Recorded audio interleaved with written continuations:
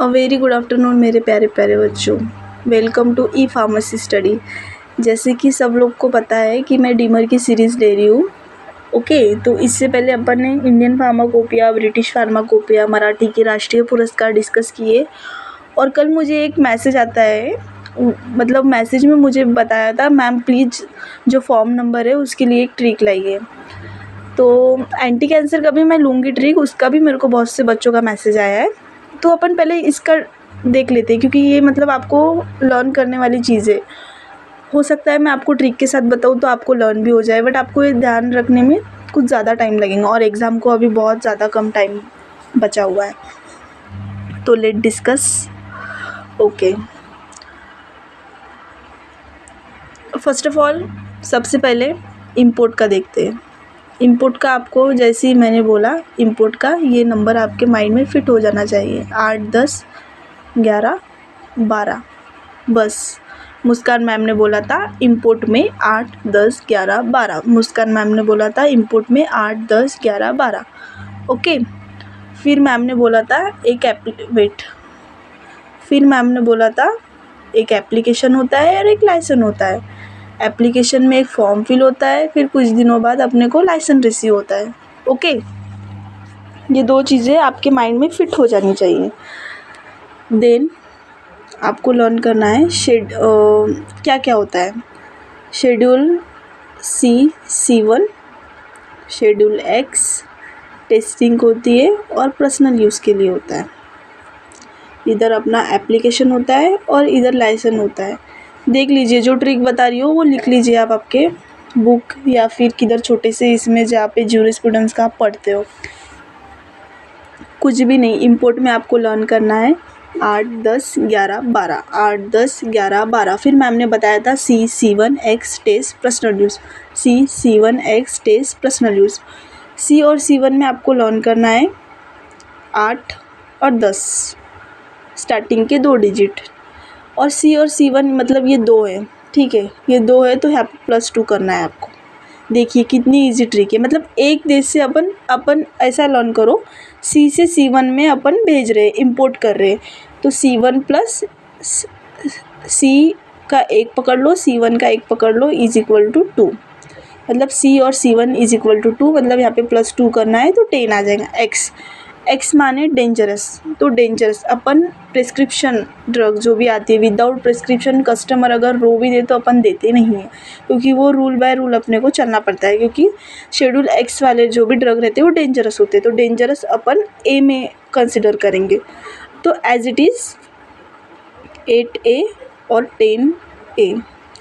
Test, अब test क्या होता है, तो सबसे पहले तो स्पेशल चीज़ों का टेस्ट किया जाता है। जैसे 12 के बाद अपने एबिलिटी का टेस्ट किया जाता है। कौन से एग्ज़ाम लिए जाते हैं जो अपना टर्निंग पॉइंट होता है, तो एक नीट का एग्ज़ाम लेते हैं, JEE का एग्ज़ाम लेते हैं, जो भी IIT JEE का रहते हैं, तो बाकी सब एग्ज़ाम लेते, मतलब जिसको स्पेशल फील्ड चूज़ करनी है, जैसा PCMB, जो भी PCM या PCB का एग्ज़ाम होता है, CET होती है, वो टाइप में।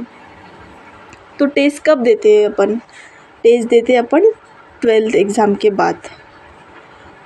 12th एग्ज़ाम के बाद तो इसमें से -1 कर लिया तो 11, मतलब अच्छा स्कोर नहीं आया। एक मिनट मैं आपको फिर से बताती हूँ। मैम ने बोला था इंपोर्ट के लिए 8, 10, 11, 12। फिर मैम ने बोला था C1X test personal use. Okay, फिर इधर आया अपना एप्लीकेशन और इधर आया लाइसेंस। एप्लीकेशन किस किस चीज़ में होती है, एप्लीकेशन मैम ने बोला था C और C1 +2 करना है, मतलब 8 + 2 इधर हो गया 10। शेड्यूल X माने मैम ने बताया था डेंजरस, तो डेंजरस मतलब A से कंसिडर करेंगे, 8A और 10A। ओके, और टेस्टिंग कब होती है, हाँ मैम ने ये भी बताया था कि 12th के बाद एग्ज़ाम लिया जाता है। हाँ भाई, नीट एग्ज़ाम लिया जाता है, और नीट मेरा क्लियर, क्योंकि अपना अगर नीट क्लियर होता तो अपन अभी MBBS BDS या कुछ भी वो वाली ब्रांच चूज़ करते, बट अपन ने फार्मा किया। तो टेस्ट मतलब मैंने 12th के बाद एग्ज़ाम दिया, बट मेरे को कम मार्क्स आए, वो भी 1 मार्क कम आया, 11, इधर 11 लिखना है, तो मैं फार्मेसी चूज़ कर लिया। ऐसा आपको कंसिडर करना है। फिर नेक्स्ट वन है पर्सनल यूज़। पर्सनल यूज़ मतलब सिर्फ एक जो सेल्फिश बंदा है वो सिर्फ खुद के लिए यूज़ कर रहा है, पर्सनल यूज़ कर रहा है जो भी है, ऐसा अपने को कंसिडर करके चलना है। तो एक या एक माने 12 इधर भी 12 इधर भी, एक ही डिजिट, क्योंकि पर्सनल यूज़ सेल्फिश पर्सन, और कुछ नहीं, इधर ए लगाना है और इधर बी लगाना है। सिंपल 5 मिनट में आपको लर्न हो गए। आप मेरा वीडियो होने के बाद आप 1 नहीं 2 नहीं 3 बार देख लीजिए, फिर मेरे को बताना, ये ट्रिक से आपका लर्न ही हो ही जाएगा। ओके, तो मैंने आपके लिए 2021 का क्वेश्चन लाई हूँ। फॉर देख लीजिए, इंपोर्ट पे ही है। For import of drug specify in schedule X the licence shall be granted in. तो कैसा आपको लर्न, इंपोर्ट बोला है, यहाँ पे आपने वर्ड पकड़ना है आपको, इंपोर्ट में आने 8 10 कैसे सॉल्व करना है मैं बता रही हूँ। 8 10 11 12, फिर देखना है आपको लाइसेंस पूछा है या एप्लीकेशन पूछा है। तो अपने को लाइसेंस पूछा है, तो मैम ने इधर लाइसेंस लिखा था, और डेंजर एक्स के लिए पूछा है, तो एक्स के लिए डेंजर क्या था भाई, एक्स के लिए मैडम ने बताया था एज इट इज़ 8A और 10A, बट इधर तो अपने को लाइसेंस पूछा है तो 10A राइट आंसर हो जाएगा।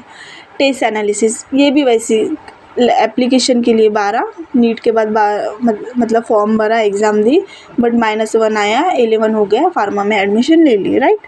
बस सेल्स में कैसा, सेल्स में तो बहुत से बच्चे कंफ्यूज होते हैं, इवन मैं भी हो जाती थी कंफ्यूजन, बट देखिए सेल्स का आया, तो सेल्स का आपको लर्न करना है। वेट अ मिनट,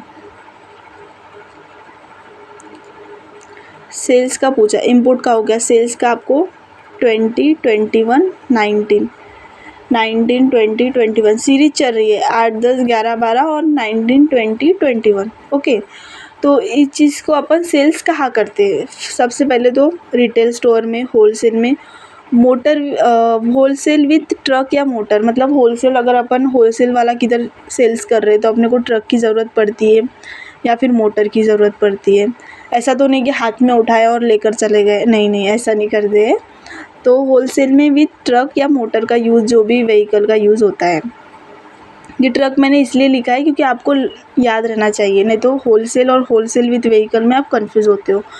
और जो रेस्ट्रिक्टेड ड्रग होते हैं, तो ये सारे, तो इसमें क्या करना है, इसमें सबसे पहले अदर देन C1X, मतलब C1X को छोड़ के, दूसरा C और C1 नॉट X, मतलब ओनली C और C1X इंक्लूड नहीं रहेगा, फिर बाद में ओनली X, फिर बाद में होम्योपैथिक। ओके, तो देख लीजिए, ये आ गया अपने रिटर्न का, रिटेल और होलसेल का। रिटेल और होलसेल, सबसे पहले मैंने आपको क्या बताया था, रिटेल और होलसेल का जैसे आपको दिख जाए, तो मैम ने बोला था 19 20 21। ओके, फिर मैम ने बताया था अदर दैन, मतलब ना C में, ना C1 में, ना X में, फिर मैम ने बताया था C एंड C1 में बट नॉट इन X में। ओके, इधर के बाद आपको अलग कर देना है। फिर आपको बताया था ओनली X में, ओनली X में, और फिर होम्योपैथिक वाले।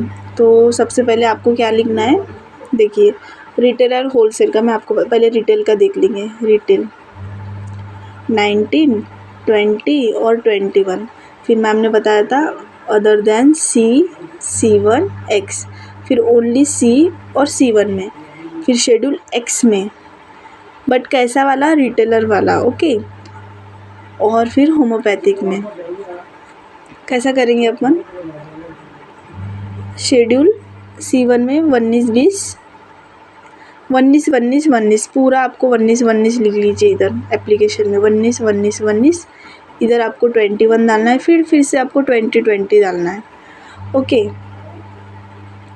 बस आपको यहाँ पे क्या करना है, रिटेलर आपको मतलब आपको लर्न कैसे करना है, रिटेलर मतलब छोटा, होलसेलर मतलब थोड़ा बड़ा या बिग। तो रिटेलर में आपको जैसे बस ओनली रिटेलर में आपको शेड्यूल एक्स के जगह CF डालना है, CF। और होम्योपैथिक में आपको 19B एंड 20C डालना है।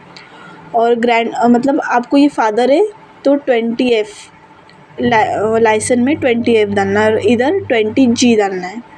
ओके, और कुछ नहीं, आपको इधर BB डालना है, इधर G डालना है और इधर BD डालना है। होम्योपैथिक इधर BC डालना है और इधर BD डालना है। देखिए कितना इजी है बस।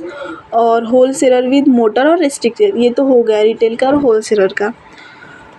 होलसेल विथ मोटर व्हीकल कुछ भी नहीं, इसमें आपको सिर्फ दो ही याद रखना है, other than C and C1 और C C1 में। इधर भी रेस्ट्रिक्टेड में other than C C1 X and इधर आपको C एंड C1 में कुछ भी नहीं। 19 19 20 21 जो ऊपर की ये जो दो है ना, ये लर्न करना है आपको मोटर में और रिस्ट्रिक्टेड में। मैम ने 19 बताया था एप्लीकेशन में, और लाइसेंस में 20 और 21 बताया था।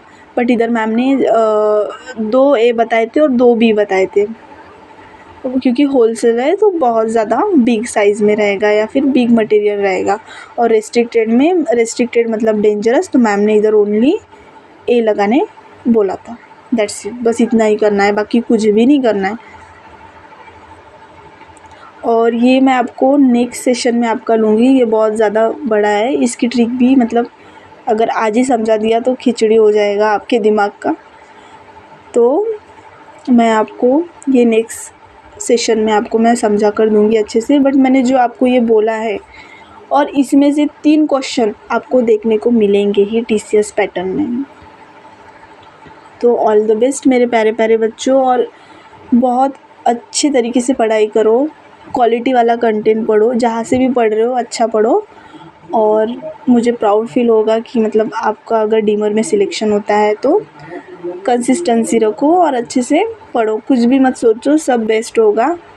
जितना जितना जिसको मिलना है वो उतना मिलकर ही रहता है, फिर वो किधर से भी रहो। ओके, ऑल द बेस्ट, और टेंशन मत लो। जो भी आपको मतलब ट्रिक में कुछ चाहिए तो मुझे पर्सनली मैसेज करो, मेरा नंबर तो आपके पास है, बट फिर भी मैं आपको लिख देती हूँ 9322 38 35 84, मुस्कान शेख। ओके, और प्यारा प्यारा सा लाइक सब्सक्राइब करके जाइए और कमेंट करिए आपको कौन सा नेक्स्ट टॉपिक चाहिए और आपको इतना इसमें से कितना समझा है। Okay, all the best, happy learning.